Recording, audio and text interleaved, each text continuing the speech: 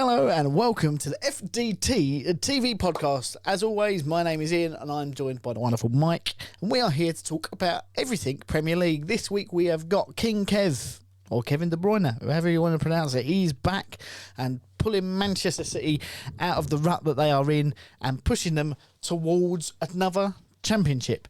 Everton and Nottingham Forest are potentially going to be sanctioned again for breaches of financial play. We've got the predictions as always, and then a return to the Premier League for a certain German. But how are you doing, Mike?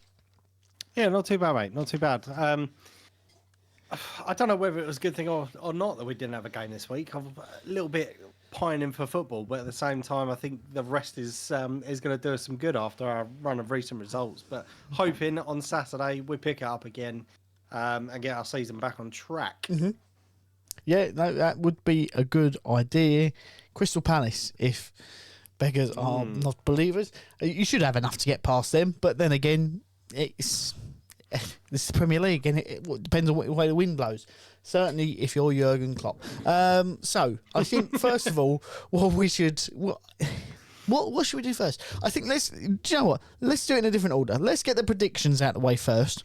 Yep. Get them done, and then we can talk about all the good things in the Premier League. So, if you don't already know how this works, we make predictions on the weekend's fixtures. So this week we have Arsenal, Crystal Palace, Sheffield United, West Ham, and I don't know, sometimes we throw in a third sort of neutral fixture that could be exciting. And then what we do is we predict the result. If we get the correct result, we get 3 points. If we get... No, sorry, that's a lie. If we get the correct score, we get 3 points. If we get the correct result, we get 1 point. And if we don't get anything, we get a big fat 0. And with that said, it is all being played for the predictions trophy, which I still haven't given to Mike, but I might give it to him tomorrow. We'll see. So, yeah, that's that. But, Mike... Crystal Palace, Arsenal, Crystal Palace. I don't know who's at home, but take it away first. And actually, I'm all over the place tonight because we're doing things out of order. Did we have an update on the scores before we move forward, or is that a bit presumptuous? No. So we predicted a couple of games last week as well. Burnley versus Luton, Man United versus Tottenham. I'll just go over them really quickly. So Ian, for the Burnley-Luton game, you had 2-2, I had 1-1. The score was 1-1. So 1 point to you, 3 points to me. Yep. And then Man United versus Tottenham, you predicted 4-1 Tottenham, I predicted 3-1 Tottenham. Should have been. The score was 2-2. So 0 points each. So 3 points to me, 1 point to you. Mm-hmm. So the season totals as is. Ian, you are currently on 22 points. Ooh. And storming once ahead into the lead with 31 points is me. So can I keep it for the fourth season out of third season? No. I fourth season out of 5. You won it, then I won it, here. Then you won it. Well, did I 3? Twice, had I? Yeah, and I've won it once. This is the fourth season we've done it. Oh, okay. All right. Well, for 3 out of 4, possibly. Then. Whatever. You're not title contenders in a league. I've got to give you something. Exactly. So, those are the scores for this week. So, very good. Looking at the fixtures ahead, it looks like a reduced number of fixtures again. I think just playing catch up from last weekend. Yep. So, Arsenal versus Palace, Sheffield United, West Ham. There's not really any other games that kind of whet the appetite a little bit. But, no. Palace currently sitting in 14th. As you mentioned, we are in 4th. We should theoretically have too much. I mean, Jesus apparently coming back from injury, was taking part in the warm weather training. Yep. It was only a slight injury, so he should be back, which will be good. To be honest, obviously, I think that the break will have done us some good. We know as well that the transfer budget is very limited in the summer, obviously due to financial fair play. Mm-hmm. And we obviously made quite a few expenditures. But I have seen we have recalled a few people back on loan, which could be good for bolstering the squad a little bit. There's some people that are coming back from overseas spells. I think that's going to be really good for us. So I'll be interested to see what happens with those. But predictions for the game, we are at home. I'm going to get us back to winning ways. I still think we'll concede some absolute Mickey Mouse goal, so I'm going to go for 2-1 to Arsenal. Well, I almost went for that scoreline myself, but having to claw back points, so I'm going to go for a clean sheet for Arsenal. I can't really say anything else to disagree. Elise is probably the best thing about Crystal Palace at the minute, and I think his head's potentially being turned left and right. There are some big names that are being linked with him. I'm going to go 2-0 to Arsenal. Cool. Well, then moves us very swiftly onto the Sunday, I believe, Sheffield United versus West Ham. Yeah, so we have a game against Bristol City, the third round replay, where they took us to task, really, at the London Stadium. We've got to travel to Ashton Gate, which they were noisy away. It's going to be a rambunctious affair on Tuesday. And I don't think we'll win. I've got to be honest. We've got a lot of injuries. We've got a lot of players out. Africa Cup of Nations, Gerd's out. Kudus is out.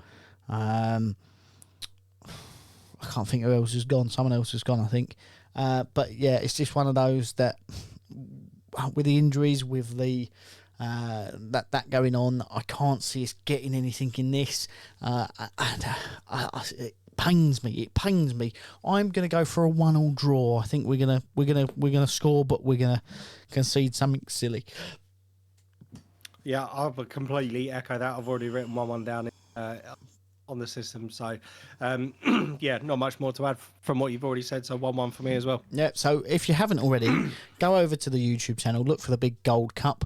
Let us know what your predicted results are for those fixtures, and if you think anything we've said on the podcast is particularly wrong, or you have an opinion, why not?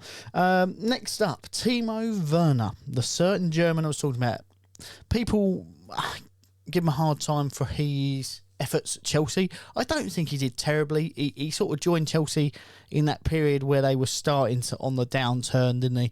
And was played through the middle, not to his liking, not to Chelsea's particular strength, but he still scored goals, he still got assists, just maybe not in the numbers that people were expecting. He then went back to Leipzig, and he's done all right again. Bit of confidence in him, and Ange Postecoglou has said, you know what, that's a player for me. He likes running at people, he likes playing over the top, running in behind, playing in off the left. I think he's going to do well. He had a few chances against Manchester United. He created a few chances against Manchester United. And you know what? I think it's a good move for him. But I could be totally wrong. What's your opinion on Werner coming back to the Premier League, Mike? It's a bit of a strange one for me. I've got to be honest. Kind of like the Dyer one to Bayern Munich. I was a little bit taken aback by the announcement. Again, he's a player who's got quality. He's shown he's got quality on various different stages. And I think I was reading earlier that he got like 28 goals in 90 odd appearances for Chelsea over a couple of seasons. So there are goals in him. Obviously, I know this is only a loan move for the time being.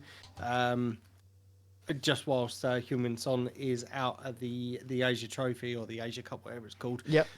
So I don't know. I'm kind of on the fence with it. It's a little bit strange for me, but at the same time, I get why they've done it, and I think he's almost got a point to prove this time. Yep. Obviously, there's a lot of people that were kind of calling for him.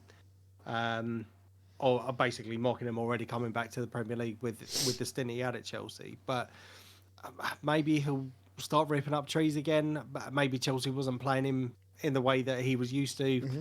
God knows. But I think from what we could see at the weekend, it does look a lot more positive. Yep. It would just be interesting if we can convert some of those chances to numbers. And I think it could be good for Spurs. I think also the factor that has to come into play is the media in this country have a big significance on players. Diego Costa was one of them. He said he hated it. That was the bit he struggled with. You put in one bad performance, they're on top of you, they're hounding you, you're bad, you're poor, you're this, you're that. And I think that obviously knocks the confidence. I think and will give him some confidence. I think the way they play, just attack, will give him some confidence. And I think, if anything, once you get the likes of James Maddison back in that squad, who will put a ball on a plate in front of him, he's going to get goals. He's not a Harry Kane. He's not that man in the fox in the box, is he? He's a different sort of player. But I think he will definitely be an asset. I mean, I've already put him in my fantasy team, so that's how confident I am. I need some points. So, moving on from one player who is yet to be crowned as good, there is another one that has the crown from England's Jude Bellingham as the best player in the Premier League, and that is Kevin De Bruyne. And he is back from injury, playing first team football again. He came off the bench to score a goal against Newcastle, help Manchester City push through to a win in a game that I think they otherwise would have lost. Do you think this is a turning point in Manchester City's season? Because they're doing well, don't get me wrong, but they're not pulling up trees in the way they have done in the last 3 seasons. Do you think that him coming back is going to be a last hurrah, or do you think he's still got a couple of seasons in him? Sort of double-barreled question, but what's your opinion? So, firstly, yes, I think it's a good thing for Man City. I think it's a bad thing for all the teams in and around Man City. Yep. We've seen his quality over a number of seasons. Obviously, lifted the trophy with Manchester City on a number of occasions, and has been instrumental. I think even for last year, there was a lot of not speculation. Well, no, I suppose there was speculation about his performances and stuff coming in and out. The team Pep kept him out for a little while, and it was when he come back in that they went on their ridiculous, I think it was 15 or 16 game unbeaten run towards the end of the season, which obviously pushed them over the line. Can score goals, as a big creator of goals as well, is dangerous. For everyone around him, I'd be worried about him coming back into the fold. Yeah. In terms of his longevity, I still think he's got another couple of seasons. Obviously, he has been hampered by injuries over the last couple of seasons as well. Obviously, this one was quite a significant one just before the start of the season, I think it was. Yeah. So I do still think he's got a couple of seasons left in him, but I'll be very surprised if we see him in 3 years' time, playing for Manchester City and or at the height of the Premier League, etc. I think it'll be one of these ones that opportunity too good to be true in the Saudi League to earn some ridiculous money, or over to the States. Yep. So we'll see what happens with him. Now, the other thing I did think of, because he is 31 now, and that was a sort of age that Andre Pirlo become sort of that cult hero with the pinging balls left, right and centre from deep in midfield. He's not really been known as that sort of pinpoint player to sit deeper and just hit balls, but I think he could potentially do that for a little while yet. So if he can adapt his game to be able to do that and sit in the right positions and make some key tackles as well, I think he'll be all right. Will he be in Manchester City's team? I think that's the question mark. I think he has it in him to be at the top level, but it's about now adapting to what his strengths are going to be rather than what they were. Because last few years, you'd have to say he's been quite a versatile player in where he's played, but he's also been a very good mover on the pitch. He's always up and down. And obviously, if the injuries are getting on top of him, that then has to change the style of play. But yeah, I think Pep will know what to do with him. His passing ability, his passing range is second to none. You have to say that. And I think he's quite a determined fella as well. So I think he'll be all right. But yeah, that's where we are with that. So I've seen some comparisons, Mike. Here's one that I'm going to catch you off guard with that's totally unplanned. People saying that Bukayo Saka is brilliant.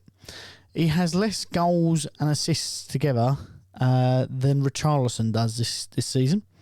What's changed? Is it the fact that people are now doubling up on him, or is it a case that you're just underperforming as a team, and as a result, he's not maybe pulling up the numbers that he has been in the last few years? What's the opinion of an Arsenal fan in that? Tough one. Obviously, I think the whole team have been off the boil a little bit, certainly in most recent weeks, with the likes of Martinelli and Saka and Odegaard have been well off the boil the last few weeks. It's really interesting because I think he's on six goals, maybe a couple of assists already this season, which I think he was already in double digits this time last season.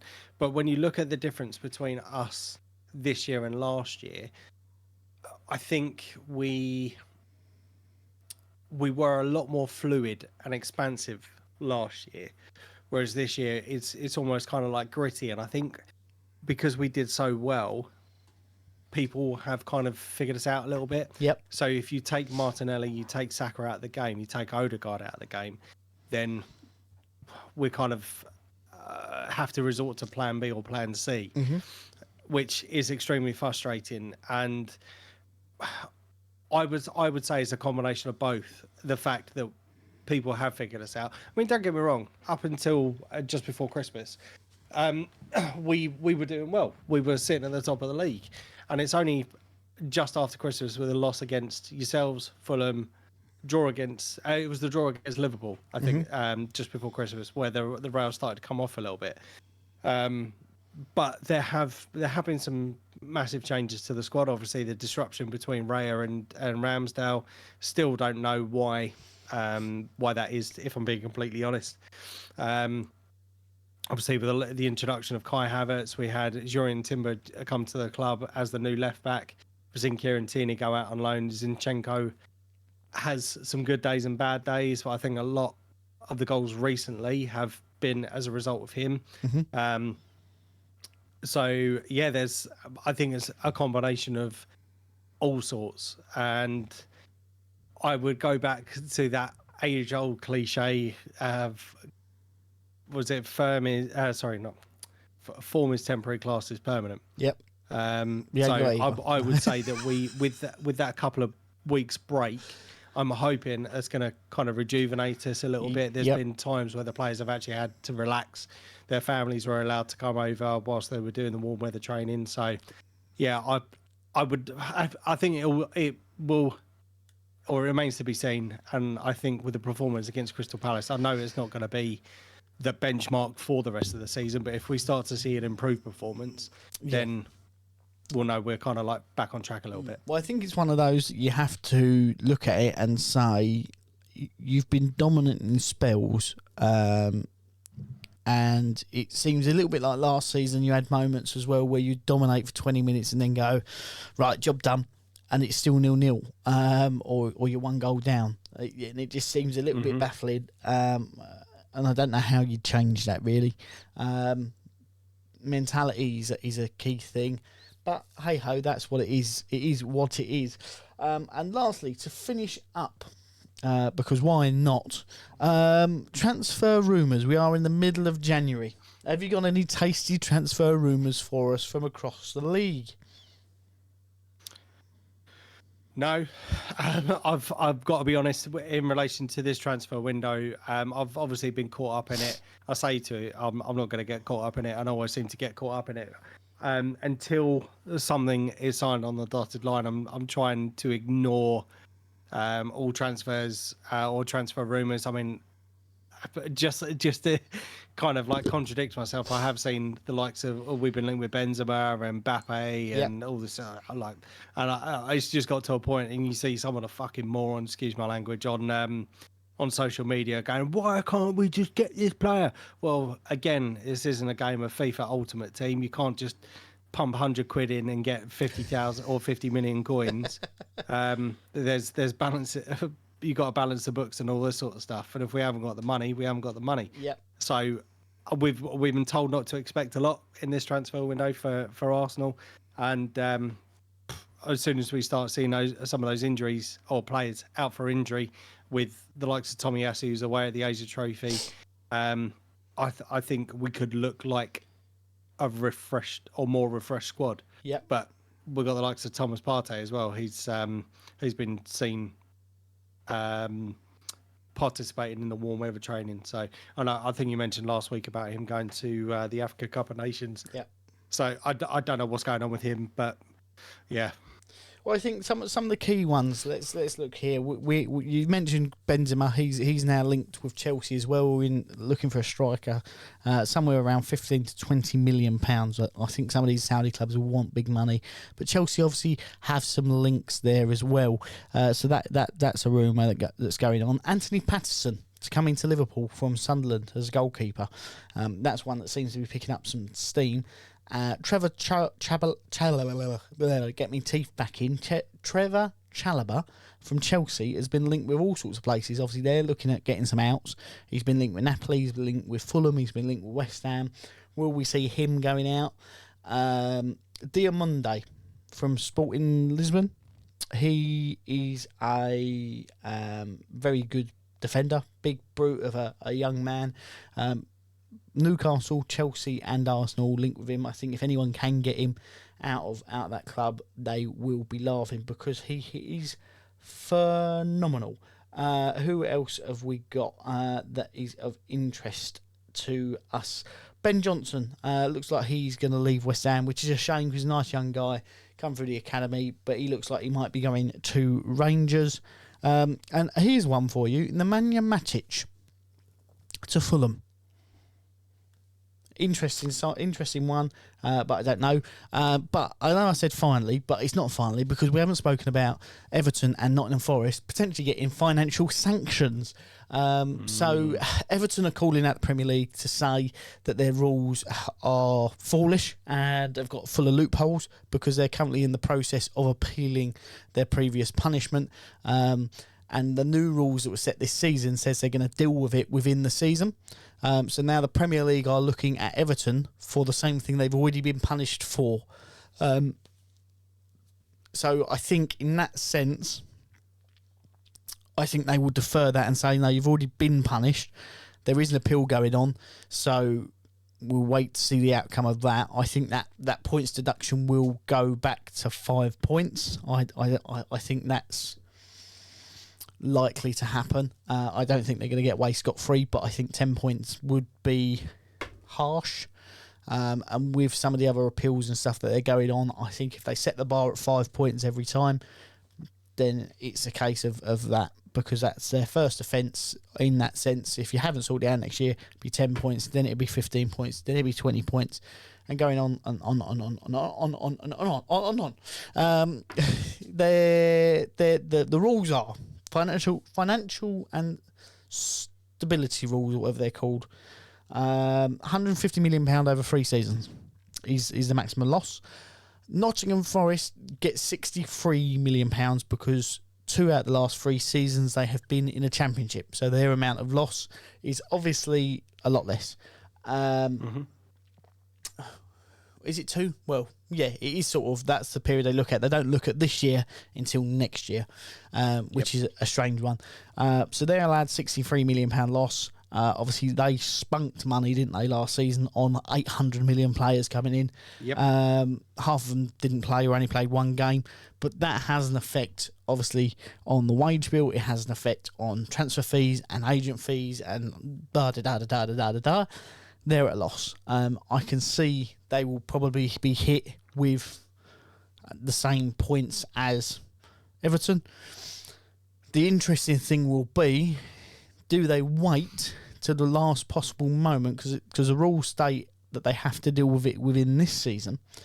Will they wait to the last possible moment to see if that appeal is actually heard before the end of the season and give a similar punishment, or will they just go bang? It's cut and dry. It's 10 million or 10 point deduction.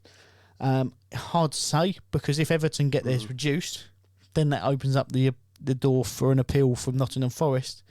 Obviously, slightly different circumstances around why those financial books have been done in that way, but yeah, interesting. And Chelsea and Manchester City still under under the microscope from the Premier League, from the FA, from a few other places as well, I believe. I think that's why it's possibly a bitter pill to swallow for your likes of your Evertons. I know there's a ridiculous amount of charges potentially face it, or the Manchester City faces like 100 odd different counts. But it really annoys me. And it kind of goes back to something we were saying a couple of weeks ago about the financial fair play rules are there to kind of keep the big clubs big, as you mentioned. So I don't get how or why there seems to be this ongoing saga for Manchester City with no kind of like expectation over timelines when it's going to be resolved or anything like that. Yet they can dish out a 10-point deduction for previous books for Everton, and then open up another investigation. Where there's potentially a further points deduction or further punishment. It doesn't sit well with me, and I would imagine it doesn't sit well with a lot of people. I think the hard thing about the Manchester City one, I'm not defending them in any way, shape or form. Obviously, they're throwing money at the problem as well. But the way that the evidence was got to bring those things to light was a bit underhanded. So I think obviously that's going to come into it. They're forthcoming, but they're not forthcoming. We're helping. So that will obviously have an effect. And it's 115 different counts. So I think what you have to look at is not all they've breached it and it's this. There's this many. Each one of those counts will be an individual investigation. So I think what they're doing, instead of going, we've investigated alleged count number 1, this is the outcome, and then 2 months later we've investigated alleged. I think that what they're trying to do is bundle them all together because there's so many. It's going to take a while, which I think is a stupid way of doing it. It doesn't take that long to figure it out. No. I know, obviously, accounting art and stuff, and looking at it, they will have an ins and outs of a bank thing, of a spreadsheet, of knowing where money's come from. It either adds up or it doesn't at the bottom. If it doesn't add up, then where's the rest of it? If it does add up, okay, let's look at the outs, because that's the interesting thing, isn't it?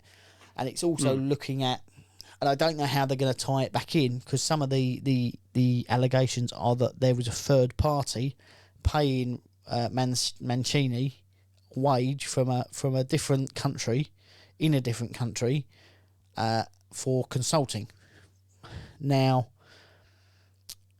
how that works, I don't know. Is that a HMRC thing then? Because is his earnings correct? Does the earnings from a different country come into to account? Is it a case that it's outside the scope of what they could look at because it's from a different country? Don't know. So I think there's a lot more complication to that. And Chelsea's is obviously looking at some of the amounts of that people were coming in for players, which is why I think they're now struggling to offload players. In the summer, Saudi clubs come in for some players that were a bit questionable. In some sense, if the players were performing, I don't think anyone would have batted an eyelid. But a 33-year-old Koulibaly who didn't seem to be able to kick a ball for a season and a half to go for like 45 million, you're going, he's not the name he once was in football.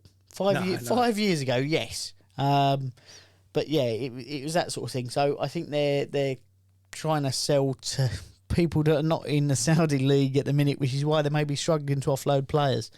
But the Chelsea one's interesting, isn't it? Because the way that it works, and I tell you what, the best person to look up to talk about it is Simon Jordan on TalkSport.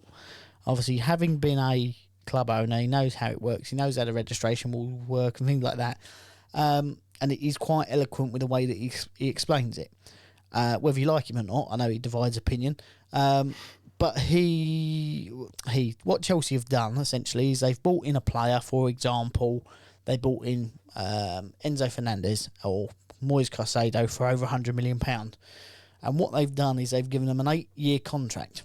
So that fee can then get divided by 8 So they only declare it, 12 million pound a season,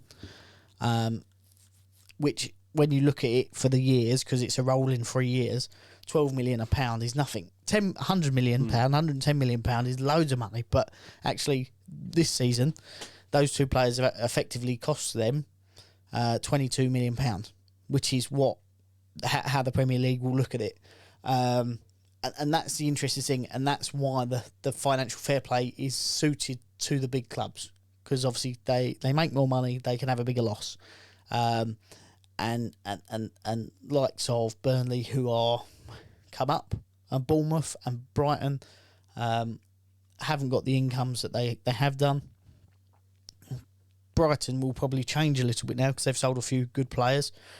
But it keeps those clubs with a worldwide turnover better off than those clubs who've just come up from the Championship or are not as appealing worldwide on the worldwide market. Do I think they need to change it? Yes. Do I think they ever will? No, because money talks and